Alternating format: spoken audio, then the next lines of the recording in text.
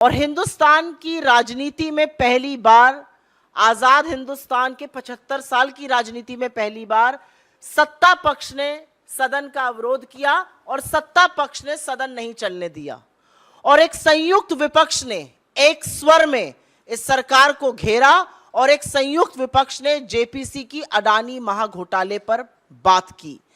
हम ईडी जा रहे थे, हमारे सांसद 200 सांसदों को 2000 पुलिस फोर्स रोकता है। हम संसद में जहां धरना करते हैं वहां पर मार्शल्स आते हैं, हमारे माइक बंद कर दिए जाते हैं और विपक्ष की सबसे मजबूत और प्रखर आवाज को विपक्ष के ही नहीं सदन से ही निष्कासित कर दिया जाता है।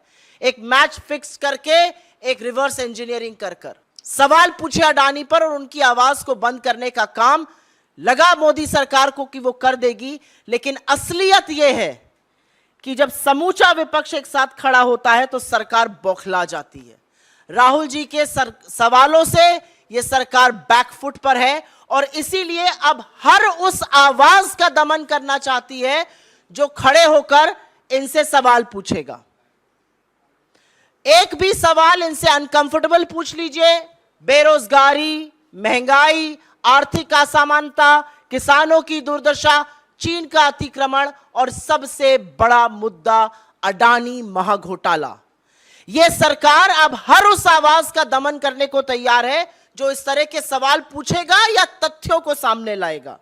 बड़े बड़े खुलासे हुए हैं, चाहे वो अडानी महाघोटाला हो, चाहे वो चीन का अतिक्रमण हो। मुझे खेद के साथ कहना पड़ता है, जब अधिकांश मीडिया को पीएमओ का एक चपरासी व्हाट्सएप के माध्यम से चलाने की जरूरत करता है तो alternate media, digital media, social media पर खबरें आती हैं। आज इस सरकार ने उन आवाजों के भी दमन की बात करी और उसमें आपके जैसे डिजिटल प्लेटफॉर्म्स, आपके चैनल्स के डिजिटल प्लेटफॉर्म्स, आपके अखबारों के डिजिटल प्लेटफॉर्म्स भी शामिल हैं। आईटी अमेंडमेंट रूल इस सरकार ने नोटिफाई कर दिया है। यह जनवरी में ड्राफ्ट निकाला गया था और कंसल्टेशन की बात करी गई थी।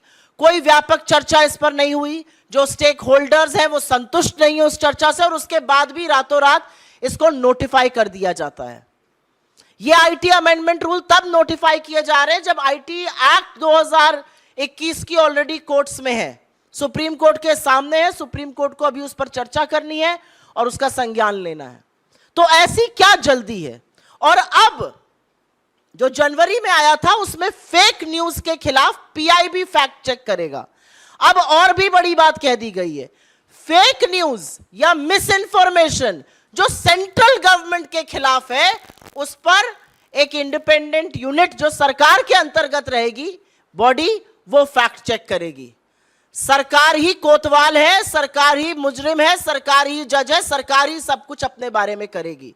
तो अगर आप कोई सवाल सरकार से उठाते हैं जो कि असहज है तो अब ट्विटर, फेसबुक, यूट्यूब, व्हाट्सएप, तमाम ऐसे प्लेटफॉर्म्स को सरकार ने अपने आप को एक एकाधिकार दे दिया, एक छत्र राज दे दिया है कि वो उनसे कहकर उस न्यूज को हटा सकते हैं। लेकिन ज्यादा कुछ कहने से पहले सरकार के ट्रैक रिकॉर्ड की बात कर लेते हैं। आपको याद होगा 2019 में चुनाव के जस्ट पहले आप ही के एक साथी ने बहुत बड़ी एक स्टोरी लगाई थी कि हिंदुस्तान में बेरोजगारी 35 साल में सबसे ऊपर है। सरकार की फैक्ट चेक यूनिट ने उसको फेक न्यूज बताया था और 31 मई को जब मोदी जी शपथ ले रहे थे तो एनएसएसओ ने वो डेटा जारी किया और 45 साल में सबसे ऊपर बेरोजगारी थी।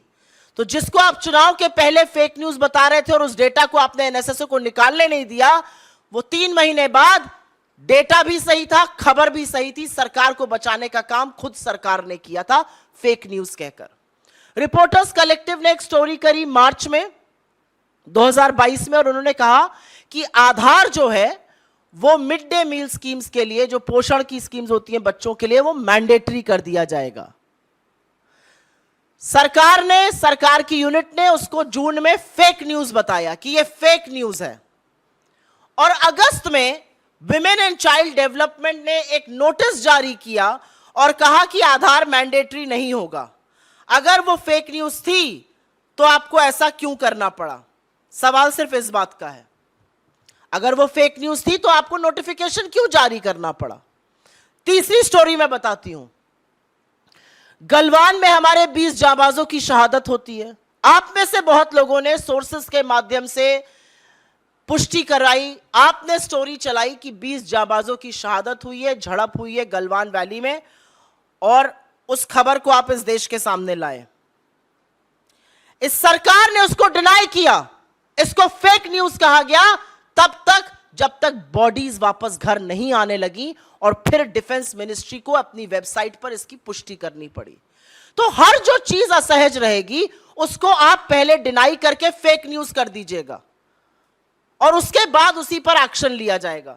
मुझे अभी भी याद है यूपी में चीनी ऐप अपने फोन से हटाया जाए, ये खबर चली थी, उसको भी बोला गया था फेक न्यूज है। फिर पुष्टि सरकार नहीं करी, वहां के एडीजी नहीं करी कि नहीं ये सही खबर है। राहुल गांधी जी ने रेलवे की निजीकरण की बात करी थी भारत जोड़ो यात्रा के दौरान, उसको भी फेक न्यूज कहा गया था। बाद में सबने देखा क्या हुआ। तो मेरा कहना यह है कि जो भी असहज है, अगर अब अडानी पर खुलासे होंगे जो कि लगातार हो रहे हैं, और मैं दुख के साथ भी कहती हूं और थोड़ा सा क्षोभ के साथ भी कहती हूं, अडानी के खिलाफ जो खुलासे हो रहे हैं वो मेन स्ट्रीम मीडिया में नहीं हो रहे हैं आज की तारीख में। अगर डिजिटल प्लेटफॉर्म्स इसको कर रहे हैं, अगर सोशल मीडिया की फैक्ट फाइंडिंग एजेंसीज इस पर कर रही हैं काम, उसको भी फेक न्यूज कहा जाएगा। अब हम देश को पूरी तरह से सेंसरशिप पर ले जा रहे हैं, क्योंकि ये जो नोटिफिकेशन है ये सिर्फ और सिर्फ सेंसरशिप है, इसका और कोई भी पर्याय नहीं है, इसका मुझे और कोई समझ में नहीं आता है। आज मामला राष्ट्रीय सुरक्षा का है। एक चीनी कंपनी अडानी के हर कॉन्ट्रैक्ट में सब कॉन्ट्रैक्टर है, वो दहेज से लेके कांडला, हजीरा, मुंद्रा हर पोर्ट में घुसा हुआ है, उसको भी फेक न्यूज बता देंगे, उसके भी डिफेंस में आ जाएंगे। तो सवाल आज ये है कि क्या विपक्ष की आवाज को दबाते दबाते सरकार अब स्वच्छंद मीडिया, सरकार अब पूरी तरह से सेंसरशिप पर उतर आई है, और यह जरूरी है कहना। और अब ये जो एक बेतुकी बात कही गई, fake news against central government, अगर ऐसा ही है तो सरकार को आईना भी दिखाना चाहिए।